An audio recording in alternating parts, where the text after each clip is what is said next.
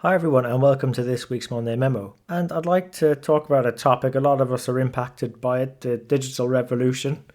And as we've been hurtling through this, the rule book on business is being rewritten as we're living through it. For example, software is a key element in that revolution, and it's lowering transaction costs, it's reducing barriers to entry, it's accelerating the pace of change, and companies who can't live with that pace and institutions who can't keep up will cease to be relevant, just like our accounting and finance profession. And today's Monday Memo is going to focus a bit more on this sort of software and software development angle, because if you look at the likes of Uber, Airbnb, Netflix, they're essentially companies with not too much in the way of tangible assets, but this intangible software that allows them to connect customers with their services. And even if you think about Amazon, a lot of people, when they hear Amazon 15 plus years ago, would have thought that they were a retailer of books and CDs. But in a town hall in 2004, Jeff Bezos, when someone queried whether they were a retailer or not, he said, "No, we're not a retailer, but we're a software company." He understood the importance of software delivering value to customers even all those years ago. So I was gifted this book from Jeff Lawson. He's the CEO of Twilio. Some of you might have heard of him before. He co-founded and has led a $1 billion business. And his book was called Ask Your Developer. It was actually taken from a billboard they put up to advertise a company in Silicon Valley a number of years ago. And I don't know about how many other teams in finance, but on my team, we have a small group of developers and data scientists that develop software applications as and when we need them for our team to go access insights to help our business partners make better decisions. And having read it through now, I have to say there's quite a few parallels between finance and accounting. 5 or 6 come to mind. The first one is the importance of collaboration. Organizations need their developers to build software, right? But even though that's the case, for them to do that, it's all about collaboration with other functions. I think the expression goes, it takes a village to build a competitive advantage. So similarly in finance, given our assets of where we sit in the organization, we're essentially a support service. We have a broad view across silos, across functions. We have access to decision makers, access to data, and a very competent training in terms of turning the transactions of a business into insights, financials, talking the language of business, and also that perceived objectivity and independence to help through any moments of friction. So collaboration is key for our success if we're going to fully maximize our assets and value that we could perhaps add to our organizations. We also share in common misleading stereotypes. If you think about it, software developers, there's this consideration of them as nerds. I not say I agree, but if you think about the picture painted of them in the popular media or movies, you've got Sheldon Cooper from Big Bang Theory, you've got Q and James Bond, who's an awesome coder, and you've got, even if you think even further back, Ben Javiri. For those of you who remember the Short Circuit series, one of my favorite as a kid growing up, they had these nerdy software developers. And in accounting and finance, we just have this hashtag boring accountant who are chained to their desk crunching numbers all day, counting beans as some people call us. So if we live up to our stereotypes, we're not probably going to make the best impacts or influence in our careers. So to get the best results, we need to share our problems with developers, need to share them with finance professionals, asking for each other's thoughts, and not necessarily presenting solutions or ideas for solutions. Just go get the thoughts. So like in finance, it might be, I'd like you to close your book in 5 days. Doesn't matter about the overtime, just go do it. But imagine what you could achieve if you could say, right, I'd like you to close the books in 4 to 5 days. How do you think you can make it happen? What would it take to make it 3 days? And then looking to people to go solve problems and defining the right problems. There's a good example, I think some of you might have heard of it before, about the NASA space program. I don't know if it's true or legend, but essentially They were struggling to find a pen that would work in zero gravity. And the problem they were solving was trying to get a pen to work in zero gravity, spending thousands and thousands of dollars to go solve it, when the problem they should have been solving is how to write in zero gravity, how to write in space, because the Russians just use a pencil.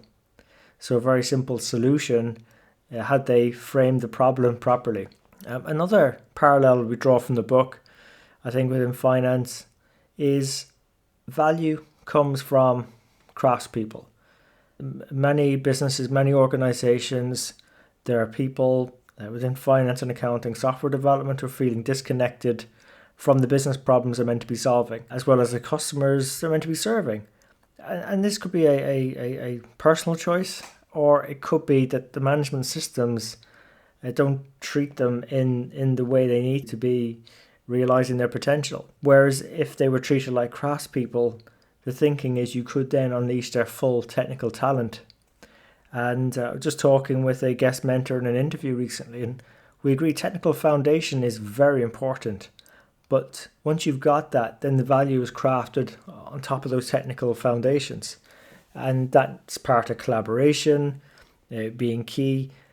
You can follow the value ladder, and we've talked about that in previous episodes. If you put hashtag value ladder into our website, sitnshow.com, I'll give you the relevant episodes that breaks that down for you in ways we could go and craft more value. But value is essentially crafted in finance as well as in software development.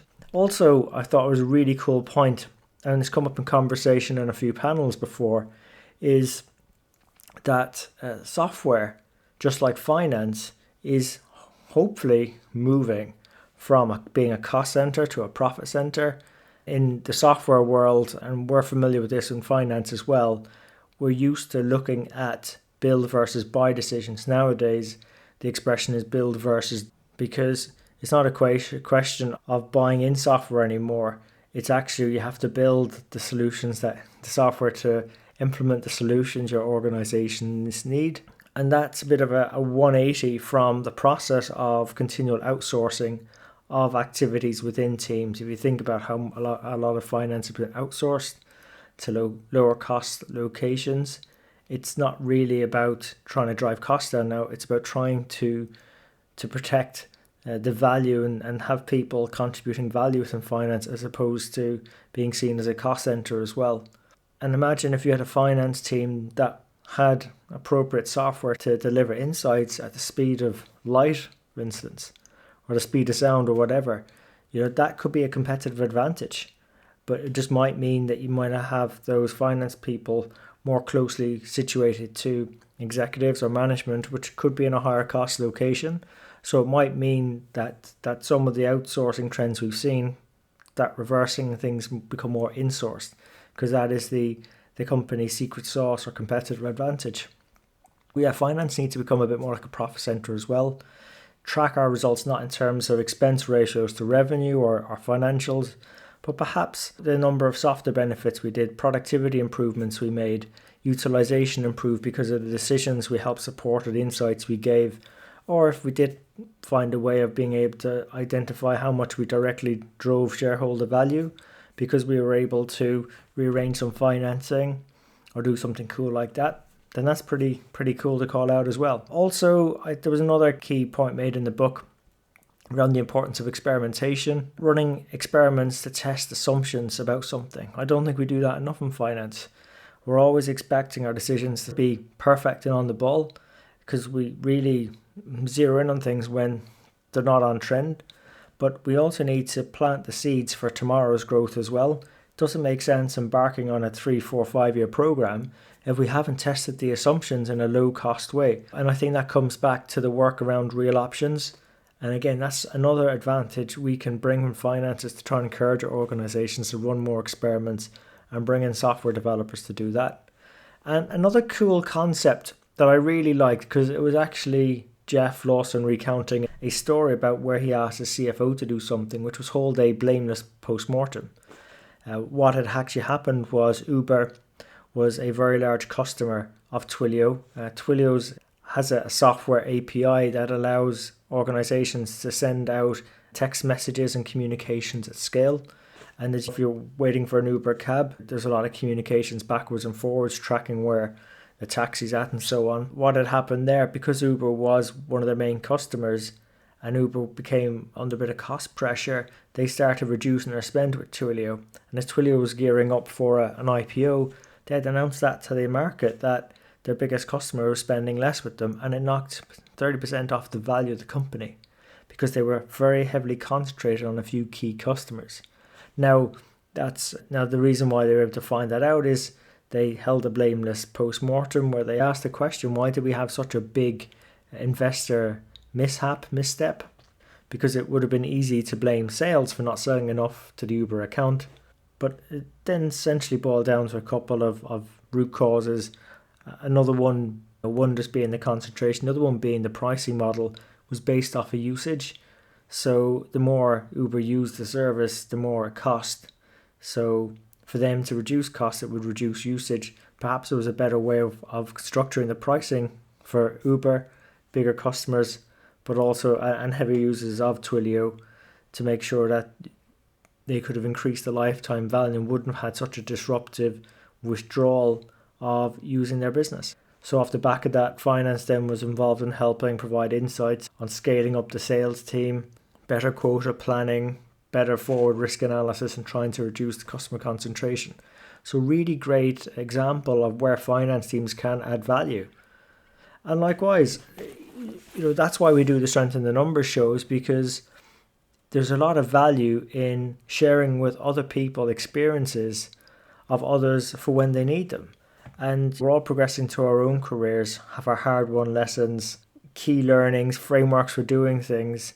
And one of the easiest ways to make sure we're doing the best ones and making the best impact and having the most influence is to ask others how they've managed to get to the levels that we're seeking to achieve. And that's why we bring the guest mentors on to share with you their stories on how they did it, how they learned, what they've learned, what works, what doesn't. And also it's quite interesting that there's a lot more software developers working more closely with finance teams. It's quite a key message that's coming across from the mentors. So always interesting is how close are you working with your developer, and are you asking them to help solve your problems? So look, hope you enjoyed this week's episode. If you did, please remember to share it with your friends and colleagues. We're on all the major platforms: iTunes, Stitcher, SoundCloud, YouTube, Spotify, and Amazon Music. And as always, we really appreciate you investing your time with us today. So until next time, take care of yourselves and let's keep on building our strength in the numbers.